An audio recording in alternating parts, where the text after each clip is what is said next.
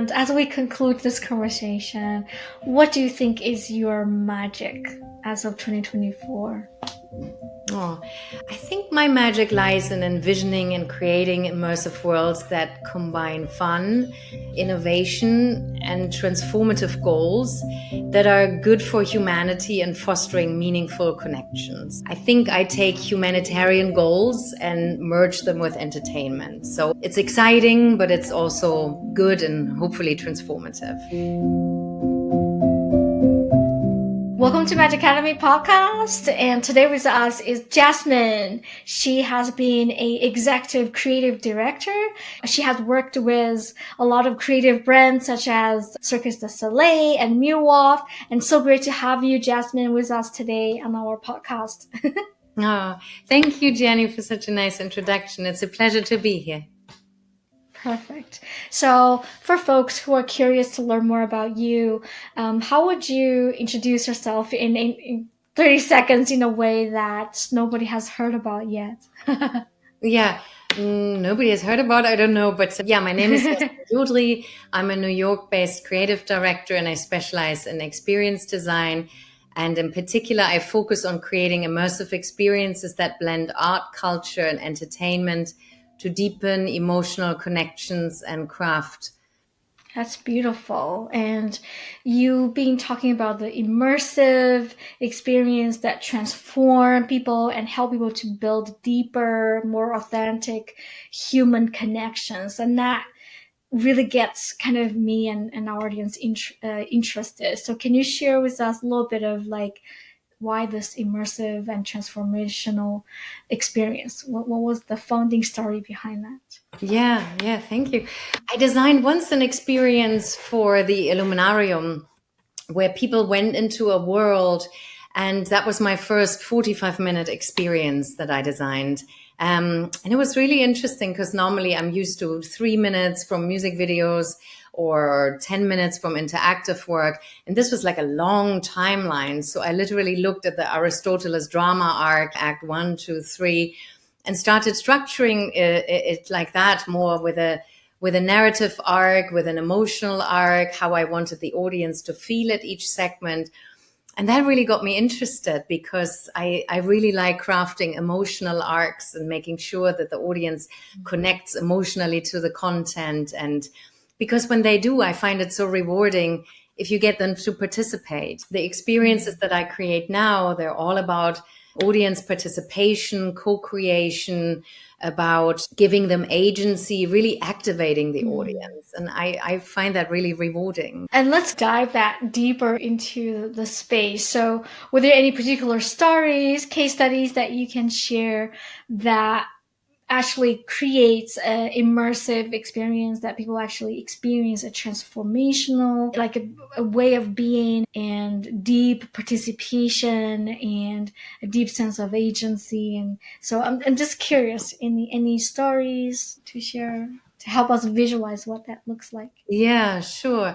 A lot of the latest work is NDA based that I can't share, but what can I share? I did one wellness experience lately that is a breath based experience. So there are these illuminated tents. It has this James Turrell lighting that guides you to a tent. And inside the tent, there's like a teapot and people sort of bond before the experience starts. And then during the experience, they learn a certain breathing technique called resonance frequency breathing that calms down your parasympathetic nervous system through the vagal toning.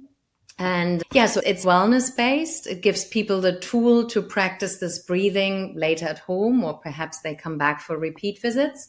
But it's also done in an entertaining way. They got the illuminated tents, they got the tea, so they kind of bond before they go through this breathing ceremony in a way.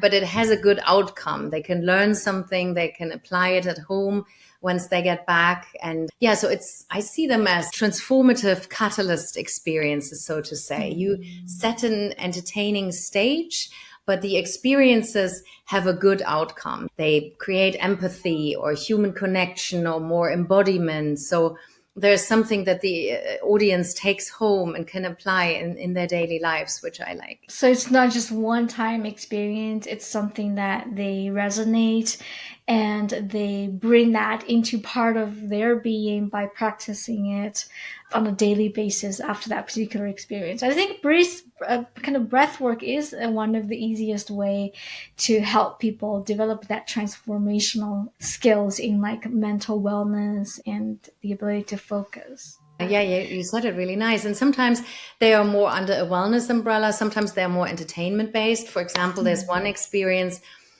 I can't say too much, but it tackles sort of the polarization in the world. You come to this experience and there are different worlds that seem polarized and opposite. But while you're going through this experience, it's quite edgy. You learn the pros and cons of each world. And in the end, you see they're not so different at all if you really have an open mind and give it a chance to get to know them. So that one really raised empathy for both sides. So it's a bit more political, but done in a very artistic context that when you go through it, you may not think it's political, but perhaps our post experience, when you reflect on it, you're like, that could apply to many things in my life. So that one wasn't particularly wellness focused. That was more entertainment focused. But I like to think about the objective. Why am I doing this experience? How does it move the needle? What are visitors or participants going to get out of it? Why does it need to be made? Why is it important now? How does it tackle any current societal or political issues that we have? Because I like to think of immersive experiences as, yeah, almost as medicine or as entertainment remedies that can help us integrate or potentially heal or educate things we need to learn, you know?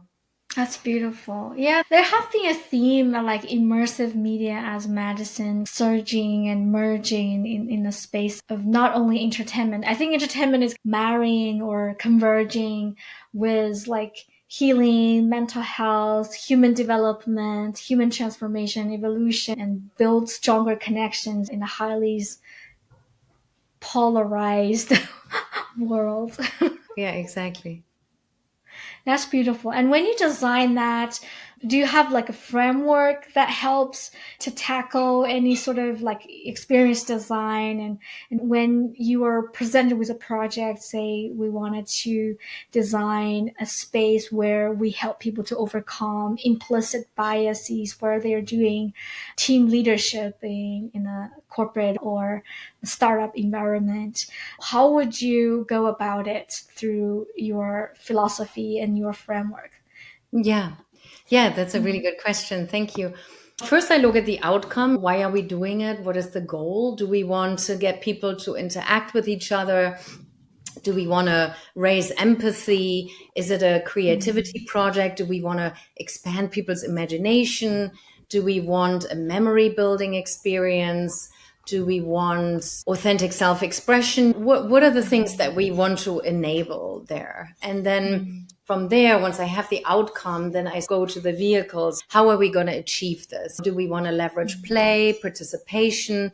Do we need to build awe in order to raise empathy? Do we need to foster emotional connection or social connection between people? What are the vehicles? And then from the vehicles, I go back to the aesthetic tools or the narrative tools. You know, what kind of story building, what kind of storytelling, world building, performance, tech or game mechanics do we need to apply in order for the people to engage with that particular outcome? So I guess I work backwards. A lot of people start with the tools and with the storytelling, and I start with the end result, with the outcome, and then I work backwards. I appreciate that. It's like with the outcome in mind, and so you never get lost. And it's Yeah, so beautiful. there's more like a red thread all the way through the experience, and at Oh, I all love that. times we know what we're building for. Yeah, exactly.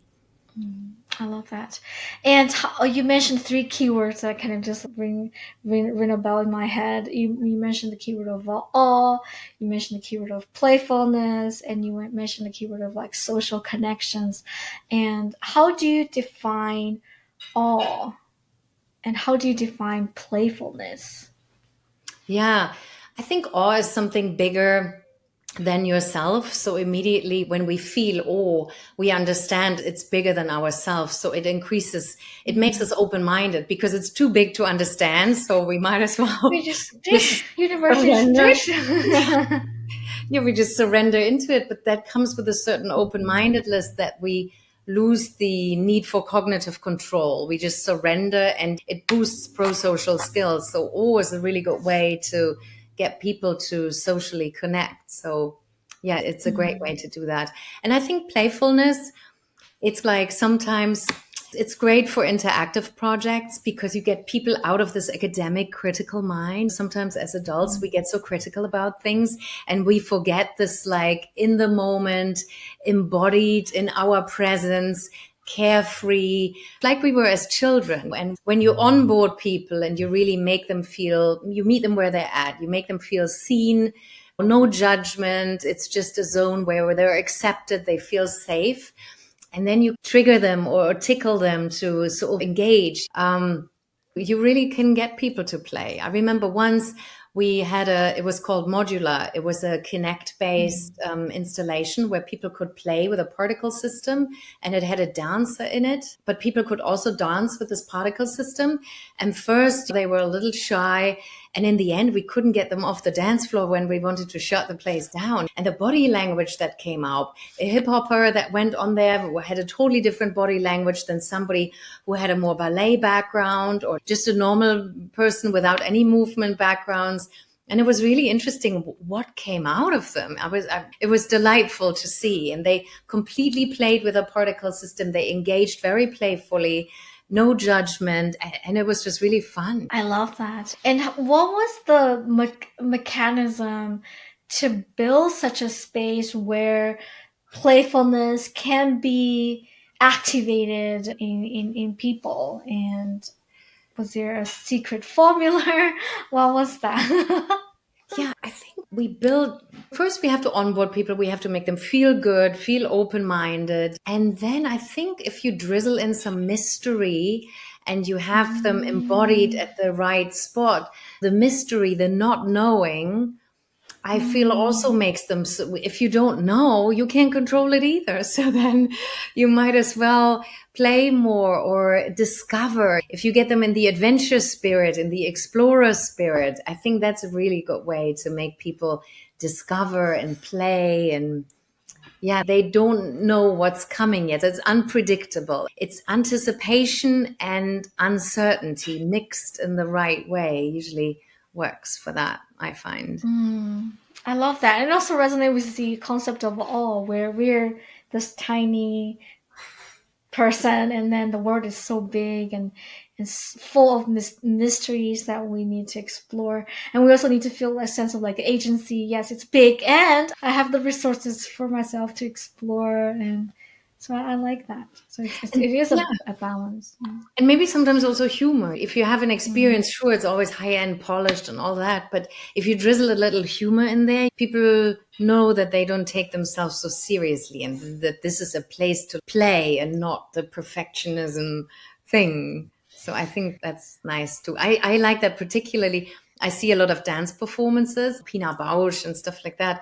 And sometimes they're so silly on stage. It's like high skill, but they're also silly and it's funny. And I find that really accessible and so fresh and not stuck up or trying to be so professional. I think humor is a great gateway for playfulness. I love that. And I think especially for adults, I think that's where humor can help us to crack open and let that inner child come out and play.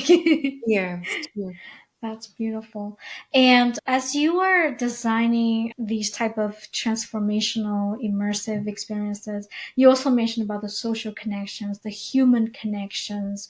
Can you help us dive a little bit deeper of what do you mean by that, like social and human connections? And are there any particular stories that you can share that you've seen an increase or enhanced human connections after that or in that immersive experiences? Yeah, sure, sure. Yeah, a couple of examples come to mind. For example, in the breath experience that I described, we have 20 people per tent, And when they come into the tent, there's a little teapot that's set next to the teapot is a sign that says, please serve yourself some delicious tea or serve others. And there's no docent there, nothing. So I think the tea acts a bit like an icebreaker, because sometimes when you go to an event and you just stand around, who else is there? But with a little teapot, people might grab it and ask others, and then they might talk about the tea, and they meet each other already. When I think about crafting social connection, it's really about putting the right affordances in place where then people extend the behavior, and it works without somebody saying there, okay, now shake hands with your fellow neighbor or something. That would be really stiff. But if you just set something up where that almost evokes them talking to each other, then I find that works really well.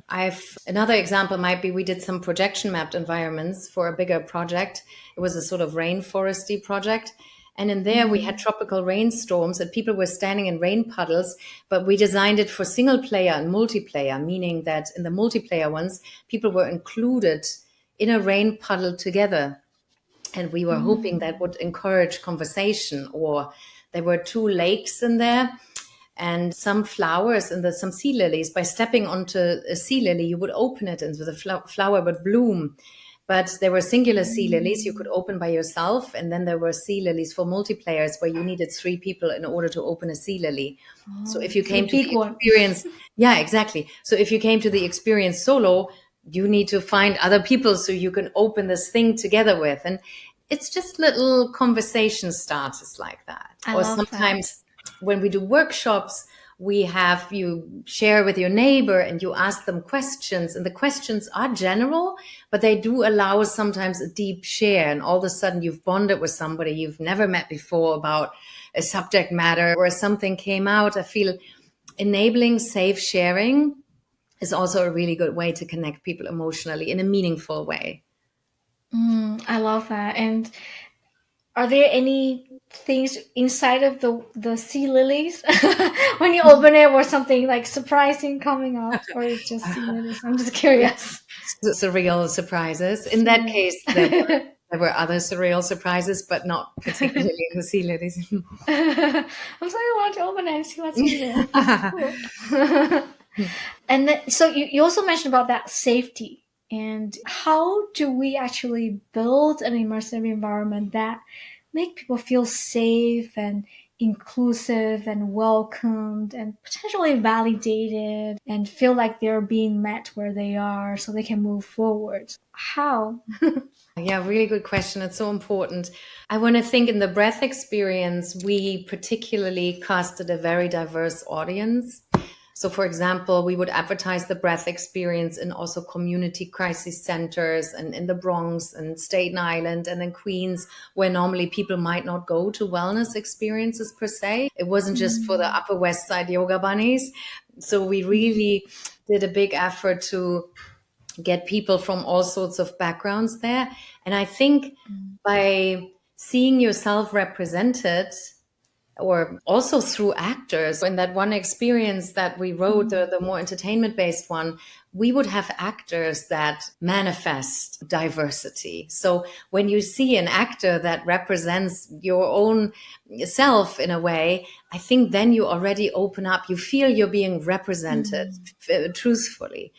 So that's one.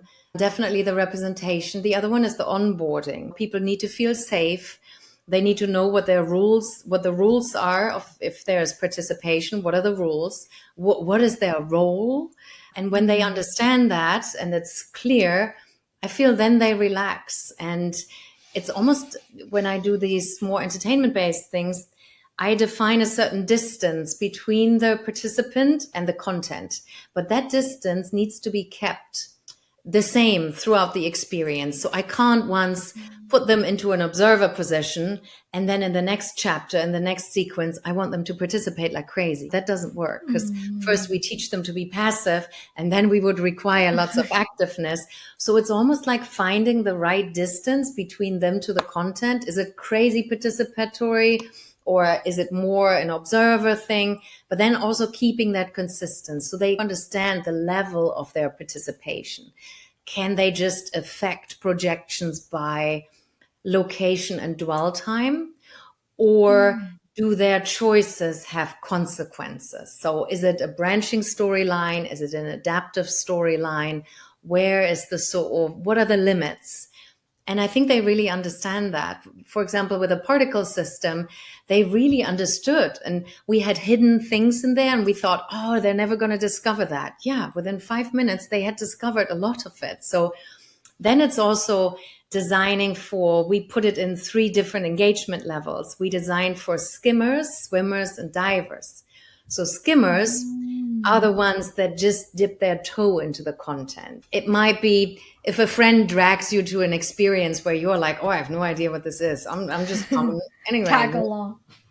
Yeah, you're a skimmer. You have no clue what's expecting you, and you may just check it out lightly. That's a skimmer. Whereas a swimmer, you may be a bit more familiar with the content. You might want to participate a little bit.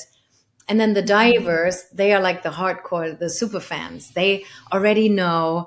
They might be looking for Easter eggs. They go deeper. They try everything. And it's really, they're the heart of the experience, but maybe not in quantity, in terms of engagement, certainly. But probably the swimmers and the skimmers are the main audience sometimes. The divers are just the 10% or 15% usually. But it's nice if you can cater to all levels, because then everybody can find their right engagement level and also sees themselves represented adequately. I love that. Such a thorough description and the strategy.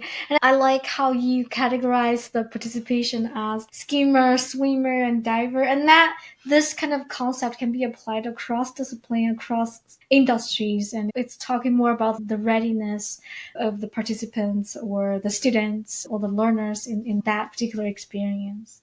I would assume that the divers will have maybe more likely to experience potential transformative experience, maybe not as frequently.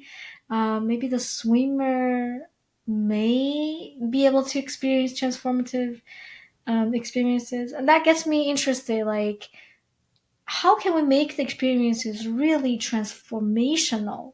They can go through an experience, but how can they really feel like, oh yeah, it is a transformational experience? And you, at the beginning, you mentioned something about the tea ceremonies where they are able to practice something after that experience. Are there any ways to really build in that transformation? Yeah, it's a really good question. The transformation, in my opinion, comes afterwards. I guess the experiences that I create, they're more like catalyst experiences where you might make the change, the decision to change, but then the change that comes afterwards. That is usually something that you have to integrate into your daily life. Like when we look at the breath experience, for example, if you're going through the breath experience and you notice, wow, this 4-6 breathing, it really I feel good. It calms me down, but it really gets me into that resting stage. Then you might decide, ooh, I'm going to practice that at home. I want to combat anxiety. I want to always feel this calm. It makes me feel good. I'll try to do that on a daily basis. And then it's really up to you. What sort of crutch do you need to implement that in your daily life? Does that mean you need an app? Do you need a Headspace or a breathing app in order to execute that? Do you need a pranayama teacher to do it? Or can you do it on your own? Do you have that much discipline? It varies how much discipline people have. What you said earlier, I want to make sure, I think the catalyst experiences, they can apply to anybody.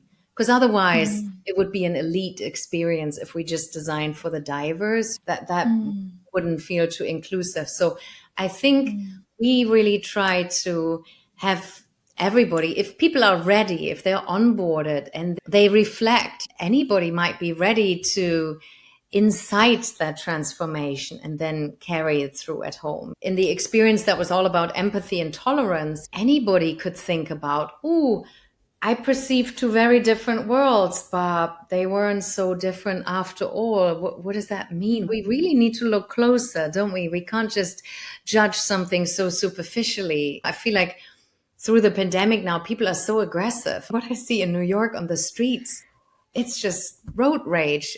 everywhere. It's crazy. And just to be a little extra calm and just reflect and go, I can understand the context here. I can put it into context and see through it a bit more. I think that's just healthy. So I feel all the skimmers, swimmers, and divers could be potentially ready for it.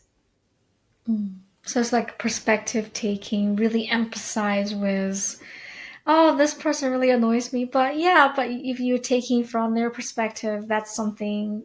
If you are them, you probably do the similar things, and then you have like better understanding. Like you mentioned, there's everything could be possibly the same, but they show themselves differently, and even in dichotomous ways. Yeah, That's exactly. nice. Like once we designed a rainforest experience and the rainforest was shown realistically, psychedelically, or very fantastically, and then artistically. And the objective there was to really get people excited about the rainforest, people that might not be able to travel to India or real rainforests. By being in an immersive experience, by being surrounded by the rainforest, they really love the rainforest. And of course, that had a climate change activism angle to it. If people really love the rainforest, then maybe they're interested in preserving it. So you can have little hooks in there that potentially have impact in your life later. So we can seed these hooks in the experiences strategically. I love that. And you can also safely explore the rainforest without all the dangerous species. Yeah. Yeah. And yeah. And when the metrics, how do you actually measure the impact of experiences? And I know in our previous or conversations, you were proposing the concept of return on experiences. So rather than ROI, we're looking at ROX. So can you share with us of that ideas that you've been exploring? Yeah, sure. Traditional return upon investment measures profit, right? But immersive experiences, how are you going to measure people's feelings about it, right? Like, how do you Mm, measure if the experience has been transformative, if they have shifted their perception or their thoughts or their mm, emotions, right? How do you measure if if the experience has had impact on them? And that's something we've mm, been discussing a lot in experience design. And it's something you almost need a system of it that describes, because immersive now, it's such a dull marketing word. It can mean anything. It means anything mm, from theme park stuff to Van Gogh mm, experiences to immersive wellness experiences to Meow Wolf and all the in-betweens, right? It's very vague. So we mm, don't love using it sometimes unless there's a specific definition with it. But in immersive experiences, we can measure the level of interactivity or audience participation, right? Or the mm, level of audience agency. Was it memorable, right? Did it have social mm, impact? Was it fun? What was the mm, quality of the onboarding? Was it easy to understand? Was it designed for accessibility? What is the percentage of repeat visitors? What is the mm, fan conversion? What is the integration between digital and physical mediums? Is it an authentic mm, experience? So it's almost like mm. they're all very different buckets. And in order to describe immersive experiences more properly, it would almost be good if each of these little categories had a score, because then when, let's Mm, say, you were looking for an immersive experience, you would have a specific descriptor that you would see if that's an immersive experience that's exciting to you. Some people want mm, impact experiences, other people want immersive dining, other people want projection mapped mm. experiences. So, how do you know what kind of immersive is right for you? I love that. It's almost like an indicator, and also if we were to develop any sort of like leadership, immersive leadership trainings or experiences, that's transformational. That could be a good, I would say, metrics to present and make that experience persuasive. Yeah, yeah, exactly. Yeah, because the really important things is a little bit hard and complicated to measure, especially as it relates to human and perception and feelings and authenticity and connect level of connections. That's beautiful. The kind of the next question is, as you were developing those kind of experiences, were there any particular challenges or potential risks or things that we need to be aware of to ensure that the experience is truly transformational according to your approach? Yeah, risks are sometimes just with companies. Immersive experiences and interactive experiences really need a test space. You need to test stuff out. It's so interactive. You need to iteratively test stuff out, come up with something, see how that works, see how it works in that medium. Usually, immersive experiences have so many mediums blended together. You can't figure that out in a little presentation on the computer and then go on site and go, here we go. It doesn't work like that. But sometimes companies don't have the space for a one-on-one test site or not even a VR simulation of it. So in those situations, it can be scary where the launch is adrenaline laden and you're like, it Good works. luck. It's not the ideal way of working. I really like play testing and iterative development. And what I've found is I've done a lot of generative software systems, and generative, if you develop software, you also iteratively test. You build a little bit, you test it out, you find what works, what doesn't work, and then you optimize towards end delivery. And when I work with actors, it works the same way. When I wrote this piece with the worlds, we play tested with actors. I had physical actors and I briefed them what the worlds would be like. And then we looked how they were behaving. And they just did some crazy stuff. I had no idea they would react like that. And it's so nice seeing them embodied, how they react to a brief. And I always want to work that way because sometimes if I just design things in my head, may not be it's top down, and it's nice to see it also bottom up. How does something evolve when we start in the body and then we develop the language from there? So it's the perfect sweet spot if you have both and see what felt authentic and where they meet. So it's very similar working with pixels and people. To my own surprise, this iterative playtesting approach works really well. I love that. Iterative play testing. Yeah, exactly. Beautiful. It's like a UX design research, but applied in action and Yeah, in an immersive environment. yeah. So I would assume that's more metrics to tap into and more holistic than the typical user interface. Yeah, because later when you test with the audiences, you also see, oh, I put that there. Nobody saw it, but they were fascinated with this thing. That's where they spent most of their time. Or you see the interest, their point of interest. You see the dwell time. If you see any puzzles in the experience, if they solved it, if it was too easy, like in this immersive particle system thing. Now, knowing that they got everything so quickly, I would have put harder things in there more Easter eggs that they had to discover. I love that. Easter eggs. Yeah. That's beautiful. So, as we pivot our conversation into the magic portion of it, I would like to give our audience a brief recap of everything that we've talked about. We talked about Jasmine's founding stories about why she devoted her experience and her design expertise into building transformational, catalytic, immersive experiences that actually foster deeper human connections and deeper and more sustainable changes and transformations among the participants. And we talked about her design framework. We explored how we can actually design a space that makes people feel the sense of awe, feel a sense of playfulness, feel a sense of deep social connections, and how in the design process, how the iterative play test plays a key role, helping us to stay in that beautiful balance of the top down or the outcome focused design approach versus the meeting people where they are and finding that beautiful balance so we can actually deliver that transformational experiences. We also explored the concept of return on experience. Return on experiences focus more on that qualitative human experience, human feelings, and the immersiveness of the experiences, the playfulness, whichever way you want to, the transcendence of perceptions, whichever way you wanted to measure it. So it gives us a more holistic view of what a really immersive and transformational experience can potentially look like and feel like. So beautiful conversations. Thank you, Jasmine. Thank you. As we Thank you.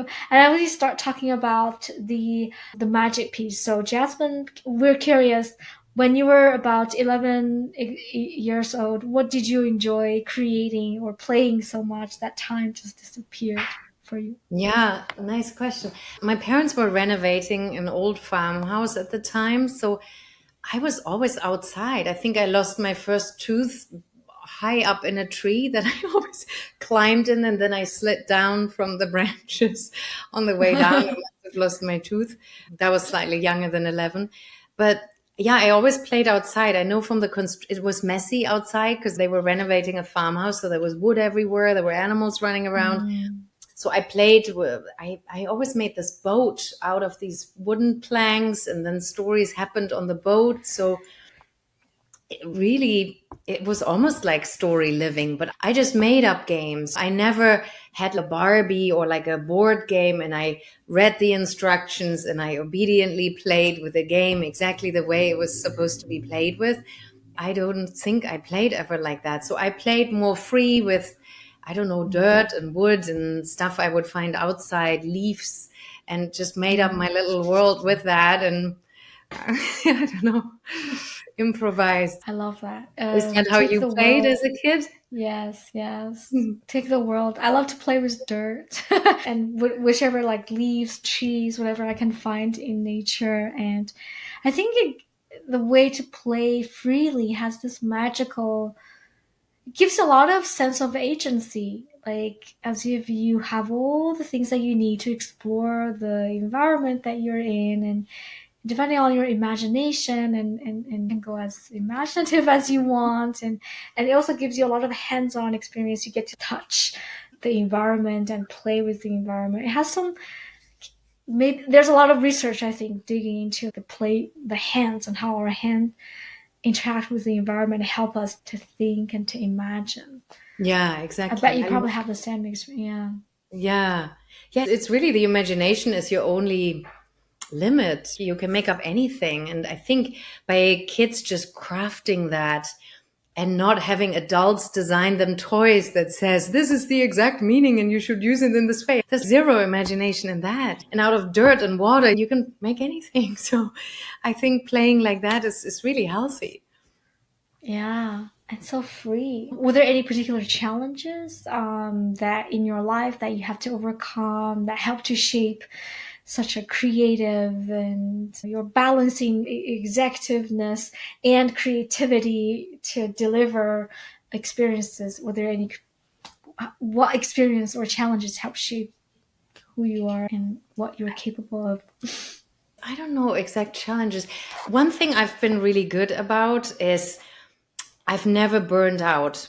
I've done this for 25 years wholeheartedly, and I've never burned out. But the reason for that is I nourish myself too. If I had a really, I know in my 20s, if I worked like crazy for 3, 4 months doing a commercial or something, afterwards I would just go and travel somewhere or go to a nice show or go into nature. So I've always, if you burn the candle, you need to nourish yourself again so that the balance stays the same. Or yeah, I don't know, in New York after the pandemic, I was locked away in the woods without Mm. any culture. So I was so hungry for culture after the pandemic. So I went to a lot of art shows and cultural things and rituals and ceremonies and all these things to just fill my appetite again. So I feel inspired because when you create edgy experiences, you're not creating them because you're cooking for the family dinner time or something on a daily basis. That's not going to come from there. So you need to find your inspiration and make sure you nourish your inspiration. So then when you're supposed to design all these crazy experiences, you have food to give. You have Mm. excitement and inspiration to pass on a bit like a medium. You take inspiration from Mm, somewhere and you put it in the experience to inspire others. I love that. It's like going into all different cultural experiences to soak up, to absorb everything that the universe has to offer, and then share, repackage that, and share that with the audience. I love Yeah, that. and we package that creating original content, obviously. Yeah, yeah, But yes, that's true. Yes. Sorry, I didn't use the right word.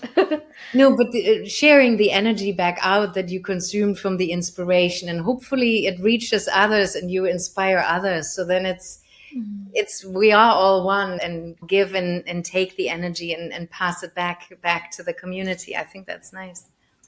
I love that. And is there any daily rituals that you do to help? Because I would imagine people like you create so many interesting and immersive experiences, like, and without burnout is very amazing. It's magical to me. And you mentioned about you always do different experiences, and I feel like you have a kind of very in tune with your inner energies in terms of what you need, when, how much, and then you actively get the resources you need. Or in a daily basis, do you have additional or extra like practices to help you feel centered and always reside and live and happily and playfully in that inner creative space? Yeah, nothing is perfect. I can't say I have the perfect concept, but I meditate. So I use meditation to get there. And sometimes I'm so busy, I forget it. Nobody is perfect, but I think meditation is a great way to center yourself and stay connected to that inner voice, no matter how crazy the job goes. It certainly gives me that resilience. And it's almost like an inner business plan you have with yourself that you maintain your integrity. And sometimes my integrity has been challenged if it's crazy jobs that tear you in all sorts of different directions. And then by just giving myself that moment, I can maintain my own integrity and how I navigate worlds that might challenge integrity otherwise. So that's my secret. Yeah. I love that, like a typical entrepreneurial journeys, and how entrepreneurs can avoid potential burnout along the way is to always stay alive internally, the internal inner business plan. I love that. And then the meditation. Do you meditate for a long time every day, or 5 minutes? And because people go different extremes on this. Yeah, yeah. I try to do Yeah, 20 minutes twice a day, but 20 minutes sometimes the twice a second day. part doesn't always happen if I have meetings. I can't not go to a Mm. meeting because I'm like, I'm meditating, guys. Wait for me. That doesn't is unrealistic in New York. But I try to usually 20-minute chunks and I see how many I get in. Yeah. I love that. And as we conclude this conversation, what do you think is your magic as of 2024? Oh, I think my magic lies in envisioning and creating immersive worlds that combine fun, innovation, and transformative goals that are good for humanity and fostering meaningful connections. I think I take humanitarian goals and merge them with entertainment. So it's exciting, but it's also good and hopefully transformative. I love that. And I think another magic that I've just in that short period of conversation that I see is your ability to manage your inner peace, or the inner genius, or the inner elf, or the inner magician. Like, you're able to, you use the word distance. You're able to keep a healthy distance between that inner genius and the crazy demand in the work that you have to manage. And that healthy distance helps you to always stay in your zone of creativity and playfulness. So it's an Most art. of the time, I would say, yeah. Most of the time, yeah, we're not perfect, but like, yeah, Yeah. Yeah. Thank you. This was yeah, great. that Thank you for all your thoughtful lightness. questions. I really enjoyed your questions. Very thoughtful. And thank you so much for sharing your wisdom, your experience, your expertise your philosophy, your framework, your stories, and your beautiful energies and passion and magic with us today in our conversation, Jasmin. And it's grateful and it's an honor to have you and in this space and time. And for folks who wanted to connect with Jasmin, create your own stories, create deeper human connections on a much bigger and larger scales toward humanitarian purposes or toward leadership purposes, whichever way you want. Her information and contacts in the show note below. So we strongly encourage you to get connected and create new stories together. Oh, beautifully said. Thank you so much. Thank you, Jasmin.